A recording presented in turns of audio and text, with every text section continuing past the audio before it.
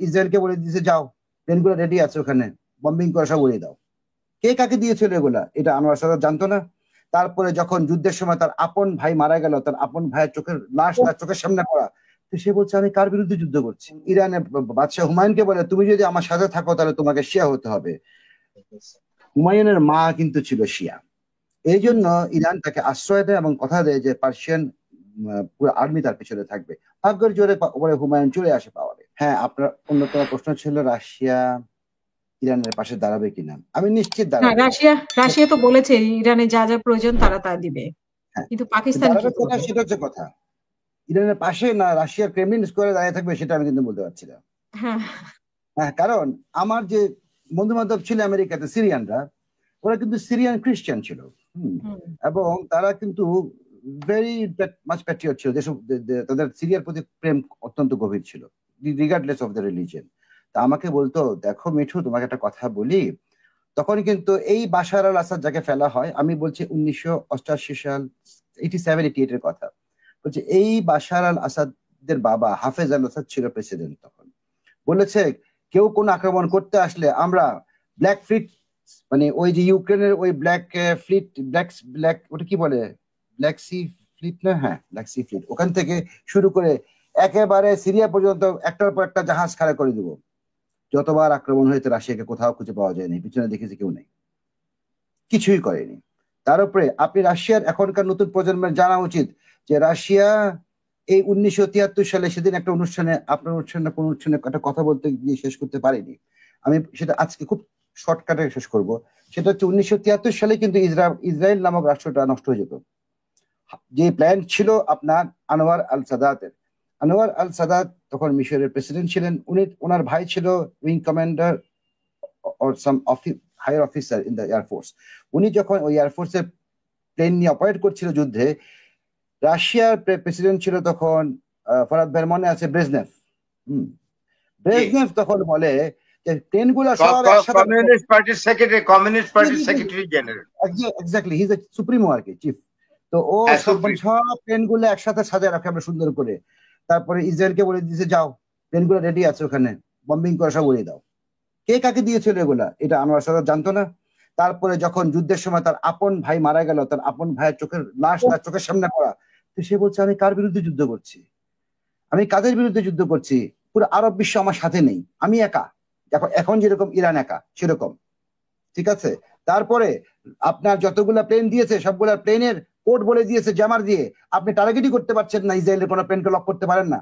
আপনি দেখেন কি, যখন টারা চাপবেন সব ব্ল্যাঙ্ক, ঘোলা, কিছু পাচ্ছেন না। এরকম করে একটা একটা করে মিশর তার প্লেন হারালো, পাইলট হারালো, আনোয়ার আল সাদাত তার ভাইকে হারালো। এর পরে না যে সে ঠিক করলো আমার আমার চেনা শত্রু ভালো অচেনা বন্ধুর থেকে, আমি হুম। বরং ইসরায়েলের সাথে হাত মিলাই। তখন যে 1977 সালে ক্যাম্প ডেভিড চুক্তি হয়, সাদাত, আনোয়ার সাদাত এবং আপনার ওই জিমি কার্টার ছিল এবং মেনহাম বেগিন ছিল, তখন একটা চুক্তি হয়। এইটা জিনিস নিয়ে কিন্তু অনেক দূর পর্যন্ত গড়ায়। এরপরে হয়তো কি, আপনাকে আমি এটা বলে রাখছি, আমাদের নতুন প্রজন্মের জন্য এটা জানা একটু দরকার যে ঘটনা কোন দিকে এগিয়ে নিয়ে যায়। তখন এই যে উম, তখন ইসলামিক ব্রাদারহুড বলে একটা দল গঠন করা হয়। এটাও হুম। কিন্তু একটা ওয়েস্টার্ন কোন একটা শক্তির দ্বারা করা, প্রপোগেট করার জন্য। এবং এইটার যে ওখানে ওদের যে ওই ভদ্রলোকের যিনি দলের হেড ছিল, ওনার নাম ছিল মোহাম্মদ ইসলাম বলি। মোহাম্মদ ইসলাম বলির ভাই, আপন ছোট ভাই ছিল খালিদ ইসলাম বলি, মিশরীয় আর্মিতে, এবং উনি ছিল ট্যাঙ্ক ব্রিগেডে। এবং ওই ট্যাঙ্ক যখন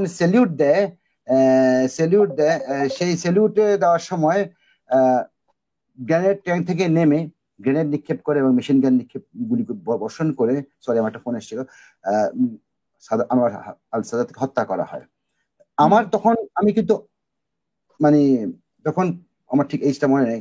আমি তখন পরে চিন্তা করলাম, আচ্ছা কাছেই তো ছিল হোসনি মোবারক, হোসনি মোবারক মরলো না কেন? আনোয়ার আল সাদাত মারা গেল কেন? সবকিছু পার্ট অফ দ্য প্ল্যান। আপনি এখানে এটা দিয়েছেন হরমুজ প্রণালী। আরেকটা কথা বলিনি, যেটা হচ্ছে হুম। শর্টকাটে যাব। এই যে শাহ শাহ শাহ শাহ করছি, কোন শাহ? যে শাহকে আনবে উনি কি সেই শাহ? মানে ইরানের যে পার্সিয়ান এম্পায়ার, পারস্য সাম্রাজ্যের সে শাহ, সেই ডাইনাস্টিকে বলা হয় কি বলেন জানেন? সাফাভিদ। সাফাভিদ সাম্রাজ্য। এই সাফাভিদ সাম্রাজ্যের কাছে যখন মোগল সম্রাট বাবরের ছেলে হুমায়ুন শেরশার কাছে পরাজয় বরণ করে সে যে ইরানে আশ্রয় নেয়, তখন ইরানের বাদশা ছিল দ্বিতীয় তাহমেসাব, এবং তাহমেসাব কিন্তু এই প্রথম ইরানে সুন্নিত থেকে এই প্রথম শিয়ার প্রচলন করায়, এই তাহমেসাব দ্বিতীয়। এবং ইরানের বাদশাহ হুমায়ুনকে বলে তুমি যদি আমার সাথে থাকো তাহলে তোমাকে শিয়া হতে হবে।